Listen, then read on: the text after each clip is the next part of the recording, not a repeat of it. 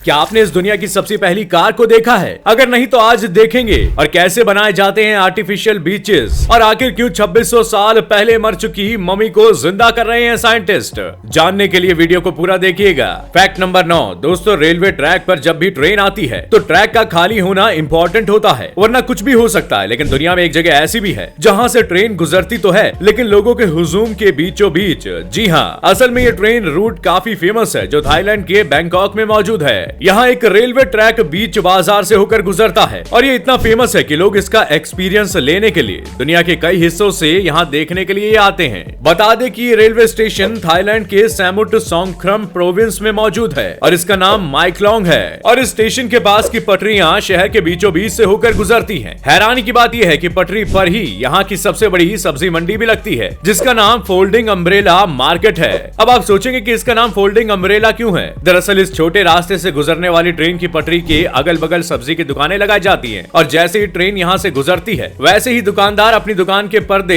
Fold करके हटा लेते हैं, जिससे ट्रेन आसानी से निकल जाए। यहाँ ग्राहक सब्जियां खरीदने भी आते हैं, मगर उनसे भी ज्यादा टूरिस्ट इस जगह को देखने के लिए आते हैं, जो काफी अपने आप में अमेजिंग चीज है।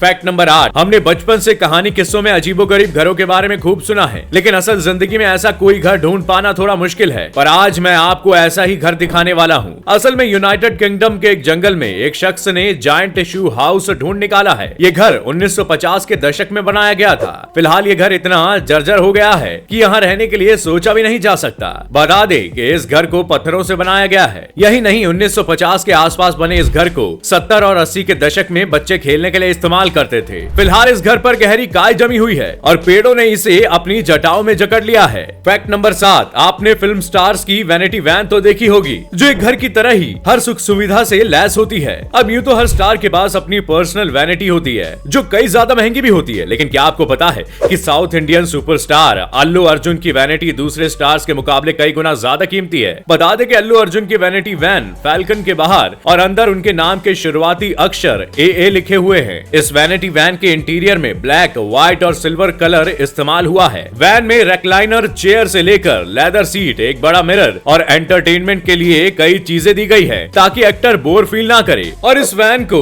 रेड्डी कस्टम्स कारवा ने डिजाइन किया है। यही वजह है कि इस वैन की कीमत 7 करोड़ रुपए है। Fact number 6। जब आपका मूड गाने सुनने का हो तो आप अपने फोन में ऑनलाइन गाने सुनने के लिए गाना.com या स्पॉटिफाई पर जाना पसंद करते हैं, या फिर अगर आप म्यूजिकल इंस्ट्रूमेंट्स प्ले करना चाहते हैं तो आपका ऑप्शन उस इंस्ट्रूमेंट को प्ले करके मन बहलाना भी हो सकता है। लेकिन मैसाचुसेट्स के कुछ लोगों के लिए टाइपराइटर उनकी पसंद का इंस्ट्रूमेंट है। बता दें कि बोस्टन टाइपराइटर ऑर्केस्ट्रा की स्थापना 2004 में हुई थी और इसके मेंबर्स पुराने टाइपराइटर का यूज यूनिक साउंड्स क्रिएट करने के लिए करते हैं, जिन्हें वो म्यूजिक में बदल देते हैं। इतना ही नहीं, उन्होंने एक एल्बम भी जारी किया है। Fact number 5। आज हम सड़कों पर अलग अलग तरह की कारें देखते हैं, पर क्या आपने कभी सोचा है कि दुनिया की सबसे पहली मोटर कार कैसी रही होगी? असल में बेंज पेटेंट मोटर वैगन पहली ऐसी कार थी जो इंटरनल कंबशन इंजन के साथ आई थी, इसलिए इसे दुनिया का पहला ऑटोमोबाइल इंजन भी कहा जाता है। इस कार का साइज 2700 mm, विड्थ 1400 mm और हाइट 1450 mm है। और अगर बात की जाए इस कार के व्हील बेस की तो वो भी 1450 mm ही है। इस सिंगल सिलेंडर कार का इंजन 945 सीसी का है, जो कि 0.9 हॉर्स पावर की पावर 400 RPM पर देता है। और कार का वजन इसकी बनावट को पूरी तरह से डिफाइन करता है, जो कि 265 किलोग्राम का है। साल 1885 में इस कार को बनाने में तब $1000 की लागत आई थी और आज के हिसाब से देखें तो ये रकम आज लगभग 16 लाख रुपए बैठती है। बता दें कि बेंज ने दुनिया की पहली कार को ऑफिशियली 3 जुलाई 1886 को लोगों के सामने पेश किया था, जो कि 16 किलोमीटर प्रति घंटे की रफ्तार से चलने में माहिर थी।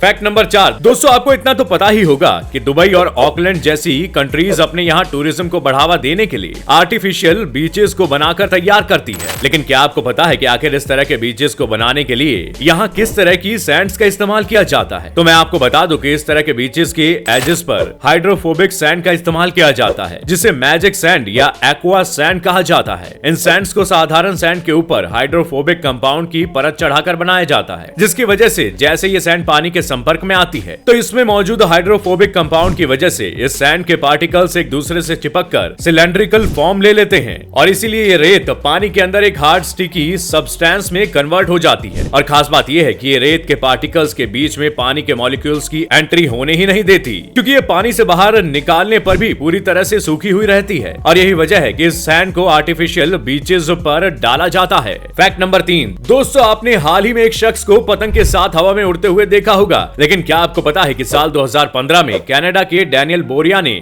एक ऐसा ही हैरत अंगेज कारनामा करके दिखाया था। असल में इन्होंने कुछ 100 से ज्यादा गुब्बारों की मदद से एक चेयर को बांधकर कैलगरी सिटी के ऊपर उड़ान भरी थी। हालांकि इनकी इस हरकत के बाद इन्हें कनाडा से अरेस्ट भी किया गया था। फैक्ट नंबर 2, हमने इंसानों और जानवरों के बच्चे को जन्म लेते हुए तो कई बार देखा है, लेकिन क्या आपने कभी किसी डॉल्फिन को अपने बच्चे को जन्म देते हुए देखा है? अगर नहीं तो चलिए दिखाता हूं मैं। अभी आप अपनी स्क्रीन पर जो देख रहे हैं उसमें एक मादा डॉल्फिन अपने गर्भ से अपने बच्चे को जन्म देते हुए नजर आ रही है। अब आप ये कह सकते हैं कि अभी अभी एक बेहद ही खूबसूरत चीज देखी है। फैक्ट नंबर 1, दोस्तों अगर किसी इंसान को अपना चेहरा पसंद ना आए तो वो प्लास्टिक सर्जरी से अपने फेस को कोई और शेप बड़ी आसानी से दे सकता है। पर क्या आपने कभी सुना है कि हजारों साल पहले मर चुकी मम्मी को भी अपना चेहरा बदलवाने की कभी जरूरत पड़ सकती है? नहीं ना, पर ऐसा हुआ है। लेकिन यहाँ कहानी दूसरी है। असल में साइंटिस्ट के द्वारा 2600 साल पहले मर चुकी एक फीमेल मम्मी से उसका चेहरा तैयार किया गया। ये एक डिजिटल चेहरा है। इस महिला मम्मी को 1819 में इजिप्ट के सबसे प्रसिद्ध मुर्दाघर में संभाल कर रखा गया था और इसके बाद 1820 में इस मम्मी को स्विट्जरलैंड में रिसर्च के लिए शिफ्ट किया गया और अब उसी रिसर्च के बेस पर महिला का चेहरा FAPAB रिसर्च सेंटर, ऑस्ट्रेलिया की फ्लाइंडर्स यूनिवर्सिटी और ब्राजील के 3D डिजाइनर सीरो मॉरिस ने मिलकर तैयार किया है, क्योंकि इन्हें लगता है कि ये महिला मम्मी बेहद खूबसूरत रही होगी। तो दोस्तों आज के सफर में बस इतना ही। उम्मीद है फैक्ट्स के इस रोमांचक सफर ने आपके ज्ञान को बढ़ाया होगा और आपको कुछ नया एंटरटेनमेंट भी मिला होगा। अगर आपको ये वीडियो पसंद आया तो वीडियो को लाइक शेयर करना ना भूलें और अगर आप चैनल पर नए हैं तो चैनल को सब्सक्राइब जरूर करें। मैं फिर मिलूंगा अगले हफ्ते नए फैक्ट्स के साथ। आपका बहुत बहुत शुक्रिया।